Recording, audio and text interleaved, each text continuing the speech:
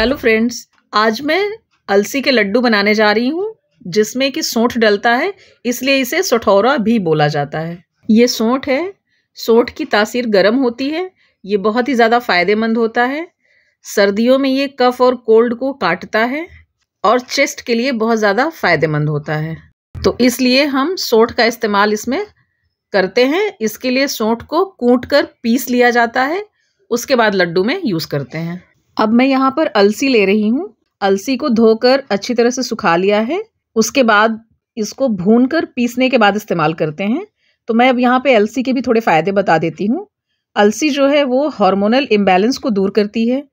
ये आँखों के विज़न के लिए बहुत अच्छा होता है। साथ ही बालों का झड़ना रुकता है। बालों की ग्रोथ के लिए भी अलसी बहुत फ़ायदेमंद होती है। इसके साथ ही अगर किसी प्रकार की शरीर में सूजन है तो उसको भी ये कम करती है। साथ ही साथ ये वेट लॉस में भी हेल्प करती है। अब मैं यहाँ पर बबूल गोंद ले रही हूँ। ये बबूल गोंद है, इसे गोंद भी बोलते हैं। ये जड़ी बूटी में आता है, बहुत ही ज़्यादा फायदेमंद होता है। ये हमारी दिमागी कमज़ोरी को दूर करता है। साथ ही इसको खाने से हड्डियाँ मजबूत होती हैं। ये माइग्रेन के लिए भी बहुत फायदेमंद होता है। इसे खाने से स्किन में निखार आता है। साथ ही साथ ये वेट लॉस में भी बहुत हेल्प करता है। अब मैं यहाँ पर गुड़ ले रही हूँ। आप चाहें तो फ्रेंड्स गुड़ की जगह चीनी का भी इस्तेमाल कर सकते हैं, लेकिन चूंकि गुड़ बहुत ही ज़्यादा फायदेमंद होता है, सर्दियों में और भी ज़्यादा ये फ़ायदा करता है। इसकी तासीर गर्म होती है, प्लस इससे शुगर होने का कोई डर भी नहीं होता। तो मैं यहाँ पर गुड़ का इस्तेमाल कर रही हूँ। अब बारी आती है मखाने की। मखाना आप सब जानते हैं कैल्शियम रिच होता है, हड्डियों के लिए बहुत फ़ायदेमंद होता है। इसमें नॉनवेज से भी ज़्यादा पौष्टिक तत्व पाए जाते हैं। तो हम यहाँ पर ड्राई फ्रूट्स बहुत सारे ले रहे हैं, जिसमें से मखाना भी एक है। अब यहाँ पर हल्दी का इस्तेमाल होगा। इस लड्डू में हल्दी काफ़ी मात्रा में डाला जाता है, क्योंकि हल्दी कमर दर्द और तमाम तरह के दर्द को दूर करने में बहुत ही ज़्यादा अच्छी होती है। हल्दी वैसे ही क्या है, as a pain killer use होता है। अब यहाँ पर मैं ले रही हूँ तीखुर। आप देख सकते हैं ये वाइट कलर का चूना जैसा नज़र आता है। ये भी हमारे शरीर के लिए बहुत ही ज़्यादा फायदेमंद होता है। ये भी कमर दर्द, सर दर्द, माइग्रेन और बहुत सारी ऐसी अंदरूनी जो बीमारियां हैं जो बाहर से पता नहीं चलती पर शरीर को कमज़ोर बनाती हैं, उनके लिए बहुत ज़्यादा फायदेमंद होता है। अब मैं यहाँ पर ले रही हूँ चिरौंजी, या इसे हम दालचीनी भी बोलते हैं। ये भी बहुत ही ज़्यादा फायदेमंद होता है। ये काफ़ी महंगा ड्राई फ्रूट है। हर खाने पीने की चीज़ में ज़्यादा से ज़्यादा हलवा या किसी भी स्वीट में इस्तेमाल किया जाता है।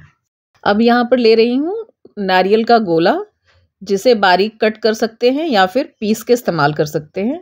यहाँ पर मैंने 1 पाव तक बादाम भी ले रखा है, जिसके फ़ायदे आप सभी जानते हैं। इसे भी बारीक कट करके या पीस के इस्तेमाल कर सकते हैं। अब यहाँ पर मैं पीपली ले रही हूँ। ये थोड़ा सा कड़वा होता है, इसीलिए इसको थोड़ा कम क्वांटिटी में यूज़ करते हैं, लेकिन ये भी हमारे लिए बहुत ज़्यादा फायदेमंद होता है। अब यहाँ पर अलसी को थोड़ा सूखा ही भून लेंगे।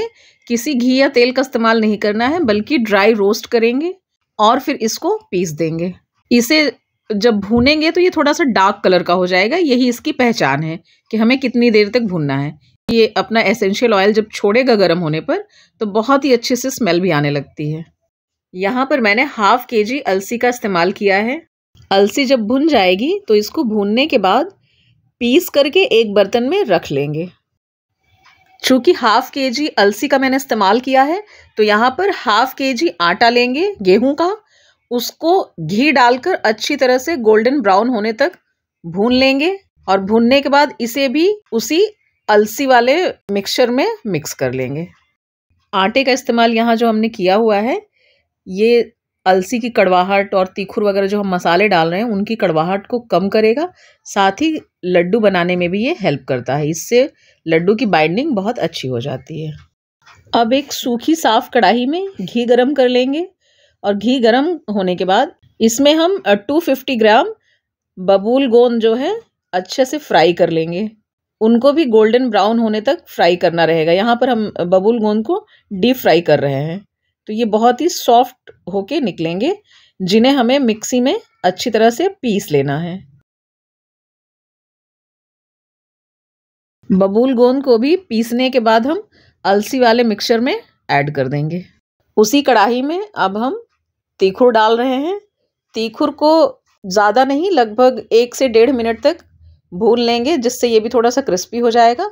फिर इसे भी छानकर मिक्सी में पीस लेंगे और इसे भी उसी अलसी वाले मिक्सचर में ही मिला लेंगे।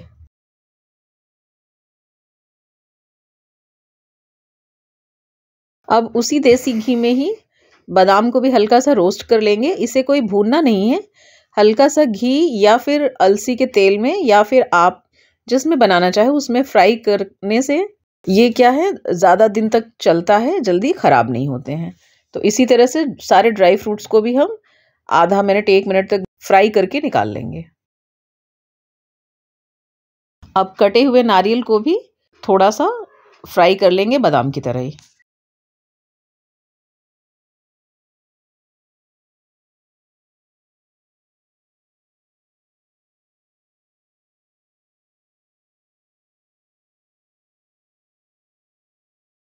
अब चिरौंजी को भी कुछ सेकंड्स के लिए डीप फ्राई कर लेंगे।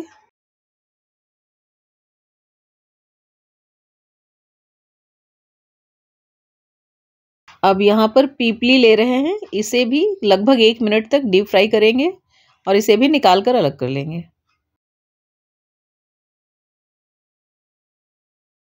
अब इसी तरह से मखाने को भी हम डीप फ्राई कर लेंगे ताकि ये थोड़ा क्रंची हो जाए। क्रंची होने के बाद ये पीसने में भी आसान होता है। यहाँ पर मखाने का भी इस्तेमाल लगभग 100 ग्राम किया है। जो भी ड्राई फ्रूट मैं यहाँ पर ले रही हूँ, आप अपने अकॉर्डिंग प्लस माइनस कर सकते हैं। और अब आखिरी में हम डालेंगे अखरोट। अखरोट भी बहुत ही फ़ायदेमंद ड्राई फ्रूट होता है, ये आप सब बहुत अच्छे से जानते हैं। ये हमारे दिमाग को तेज़ करता है। अखरोट को भी बस हल्का सा कुछ सेकंड्स के लिए ही भूनेंगे। ये जो हमने गोंद को फ्राई किया था, इसे हम अच्छी तरह से पीस लेंगे। अब सारे ड्राई फ्रूट को भी थोड़ा थोड़ा करके हम अच्छी तरह से पीस लेंगे। अब एक बड़ा बर्तन लेंगे, आप उसके लिए कोई बड़ी कढ़ाई, कोई बड़ी परात या बड़ी थाली कुछ भी ले सकते हैं।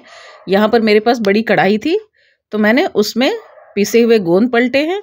अब इसमें पिसे हुए सारे ड्राई फ्रूट भी पलट देंगे।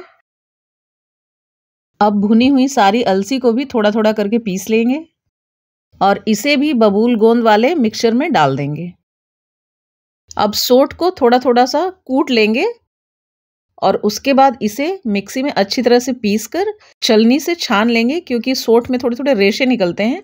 रेशों को अलग कर देंगे, नहीं तो लड्डू में आने पर वो थोड़े से ख़राब फील होते हैं।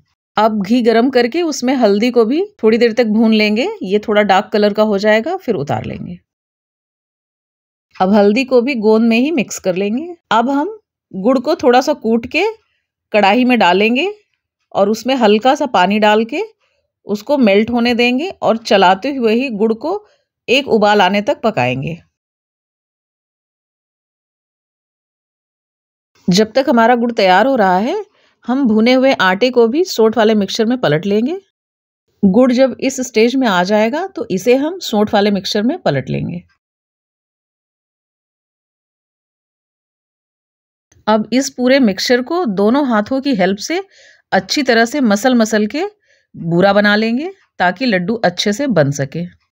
और अगर ये थोड़ा सूखा लगेगा मिक्सचर, तो यहाँ पर हम अलसी का तेल या फिर देसी घी को पिघलाकर मिक्स कर लेंगे। ये आपकी मर्जी है। और इसे भी अच्छी तरह से मिक्स कर लेंगे। अब इस मिक्सचर को हाथ में लेके गोल गोल लड्डू तैयार कर लेंगे। अब लड्डू आप अपने अकॉर्डिंग बड़े या छोटे साइज़ के बना सकते हैं। तो फ्रेंड्स, आपको ये हेल्दी सठौरा बनाने की रेसिपी कैसी लगी, कमेंट बॉक्स में ज़रूर बताइएगा। और अगर आपको रेसिपी पसंद आई हो तो इसे आप लोग अपने घर में ज़रूर ट्राई करिएगा और साथ ही ज़्यादा से ज़्यादा लोगों तक शेयर करिएगा, ताकि वो भी इतनी ब्रेन बूस्टर रेसिपी जान सकें, बना सकें और उसका इस्तेमाल कर सकें। वीडियो देखने के लिए थैंक यू फ्रेंड्स।